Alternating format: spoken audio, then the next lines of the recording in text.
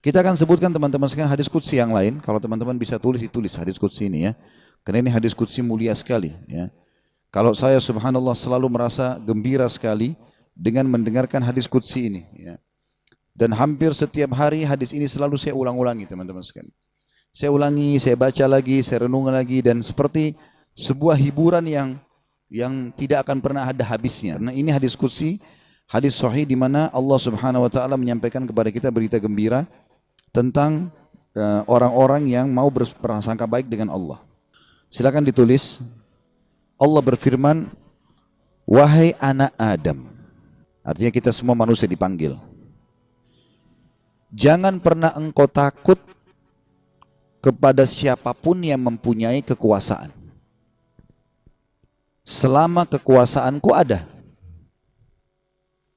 Dan ketahuilah, kekuasaanku tidak akan pernah punah selamanya. Ditulis dulu, lanjutin dulu, nanti kalau ada yang tertinggal bisa kita ulangi ya. Wahai anak Adam, jangan pernah engkau takut dengan kesempitan rezeki. Karena perbendaharaanku penuh. Dan perbendaharaanku tidak akan pernah punah selamanya. Wahai anak Adam. Ini potongan yang ketiga dari hadis. Kalau tertinggal langkahin dulu, nanti kita kembali. Jadi Allah Subhanahu wa taala tidak mau kita capek ya. Di sini dikatakan Allah berfirman, "Hai anak Adam, aku ciptakan kamu untuk beribadah. Maka jangan engkau main-main. Aku menciptakan engkau untuk beribadah, maka jangan kamu main-main ya. Dan aku tentukan rezekimu, maka tidak perlu kamu capek." Tentu anggota tubuh kita bergerak, hati kita bertawakal ya. Aku ciptakan engkau untuk beribadah, jangan engkau main-main, dan aku tentukan rezekimu, maka tidak perlu engkau capek. Demi kemuliaanku dan keagunganku, demi kemuliaan dan keagungan, jika engkau ridho terhadap pemberianku, maka aku akan tenangkan jiwa dan ragamu. Jika engkau ridho ya, terhadap pemberianku, maka aku akan tenangkan jiwa dan ragamu. Jika engkau tidak ridho dan engkau akan mulia di sisiku. Dan engkau akan mulia di sisiku. Tapi jika engkau tidak menerima pemberianku, maka aku akan membuatmu mengejar dunia. Nanti kita ulangi lagi ya. Dan jika engkau tidak menerima pemberianku, maka aku akan membuatmu mengejar dunia. Seperti hewan buas yang sedang mengejar mangsanya di padang pasir. Seperti hewan buas yang sedang mengejar mangsanya di padang pasir. Kemudian tidak akan datang kepadamu kecuali yang sudah aku takdirkan. Jadi kalau kita ridho dengan apa yang Allah berikan, Allah akan buat jiwa kita dan raga kita tenang. Lalu kita mulia di sisi Allah. Tapi kalau kita tidak ridho terhadap apa yang Allah berikan, kenapa ya saya begini ekonomi saya, kenapa ya muka saya begini, kenapa ya badan saya begini, kita berkeluh kesah, maka Allah SWT mengatakan, aku akan membuatmu mengejar dunia seperti hewan buas yang sedang mengejar mangsanya di padang pasir. Kemudian tidak datang kepadamu kecuali yang sudah aku tentukan juga. Makanya capek sekali. Jadi orang beriman itu santai saja. Dia akan dapat semua apa yang Allah janjikan. Tidak perlu capek-capek. Nah, orang yang mengejar dunia berlebihan justru orang karena tidak bisa menerima takdirnya Allah. Atau tidak ridho dengan pembagiannya Allah. Wahai anak Adam, aku telah menciptakan langit dan bumi dan aku tidak pernah sulit menciptakan keduanya. Maka apakah kau pikir aku akan sulit untuk mengurus rezekimu? Ya. Wahai anak Adam, nanti kita ulangi kalau belum ya. Wahai anak Adam, jangan pernah engkau minta rezeki untuk esok hari, sebagaimana aku tidak pernah meminta kepadamu amal esok hari. Wahai anak Adam, sesungguhnya aku mencintaimu, maka atas hak itulah cintailah aku. Ya. Kita ulangi hadisnya. Allah menyebutkan dalam hadis qudsi, ya. Wahai anak Adam, jangan pernah engkau takut dengan siapapun yang berkuasa. Raja, presiden, siapa saja.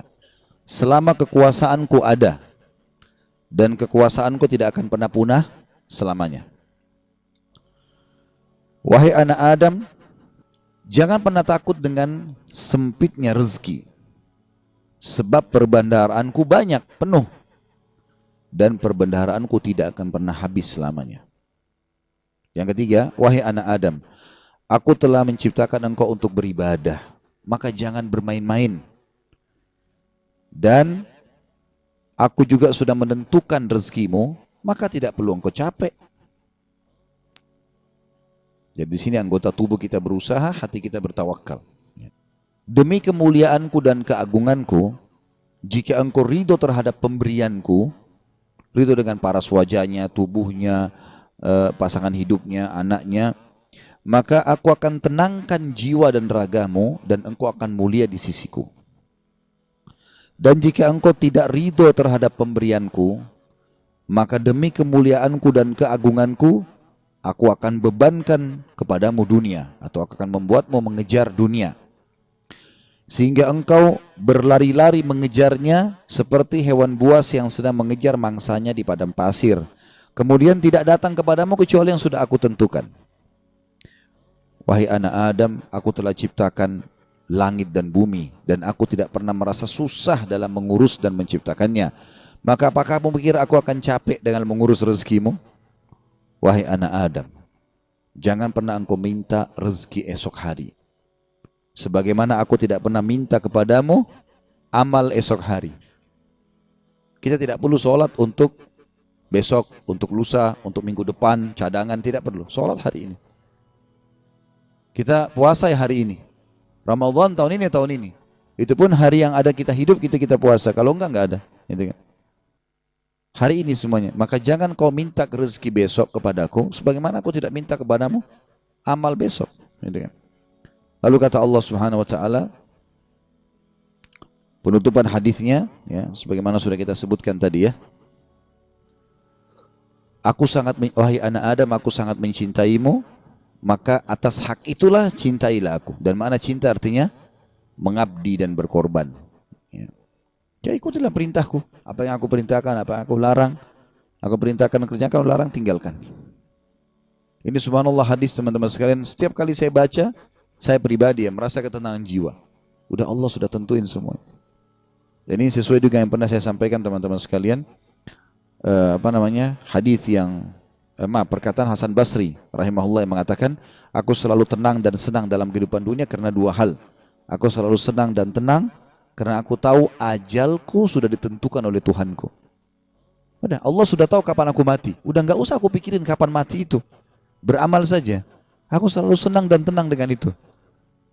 Aku sudah tahu ajalku sudah ditentukan oleh Tuhanku, maka aku tidak perlu memikirkannya. Dan aku selalu senang dan tenang karena rezekiku sudah ditentukan oleh Tuhanku, maka aku tidak pernah berpikir untuk diambil oleh orang lain. Jadi kalau teman-teman misal lagi masuk dalam satu proyek berdua sama temannya, atau berapa orang sedang bersaing, lalu kemudian dia gagal, teman-temannya dapat misalnya. Jawaban sederhana, belum rezeki, selesai. Karena biar kita berusaha setengah mati nggak bakal dapat itu. Sudah Allah tentuin. Seperti itulah. Dan tadi sudah kita jelaskan di diskusi tadi, kalau kita ridho dengan pemberian Allah, Allah buat jiwa kita dan raga kita tenang. Subhanallah, orang kalau misalnya mau makan udah habis, oh ya sudah, belum rezeki saya. Tenang jiwanya. Kenapa habis? Kenapa dimakan? Kenapa begini? Sakit hati, perutnya juga lapar. Jadi ini kaidah hidup yang luar biasa yang mestinya kita fahami ya. Subhanallah. Kalau kita renungi hadis qudsi yang tadi kita dengar, betapa dalam maknanya. Betapa lembut sapaan Allah kepada kita. Wahai anak Adam. Sebuah panggilan penuh cinta dari Sang Pencipta kepada kita yang sering khawatir, sering lalai, dan mudah lelah mengejar dunia. Allah yang menciptakan langit dan bumi tanpa merasa letih sedikit pun, mengingatkan kita agar tak perlu takut, tak perlu risau akan rezeki. Karena perbendaharaannya tidak akan pernah habis dan semua sudah Dia tetapkan. Jika kita ridha pada pemberiannya, maka jiwa kita akan tenang dan kita akan mulia di sisinya. Dan bagian paling mengguncang jiwa adalah ketika Allah berfirman, "Aku sangat mencintaimu, maka atas hak itulah cintailah aku. Masya Allah, sebuah pernyataan cinta dari Zat yang Maha Mulia kepada kita, hambanya yang hina. Apalagi yang bisa kita harapkan selain menjadi hamba yang mencintainya kembali.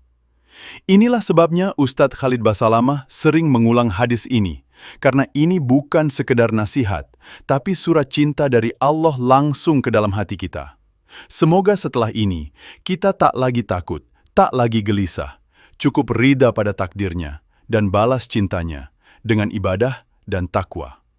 Terima kasih telah menyimak. Jangan lupa like, share, dan subscribe agar lebih banyak yang merasakan cinta Allah lewat hadis yang mulia ini. Wassalamualaikum warahmatullahi wabarakatuh.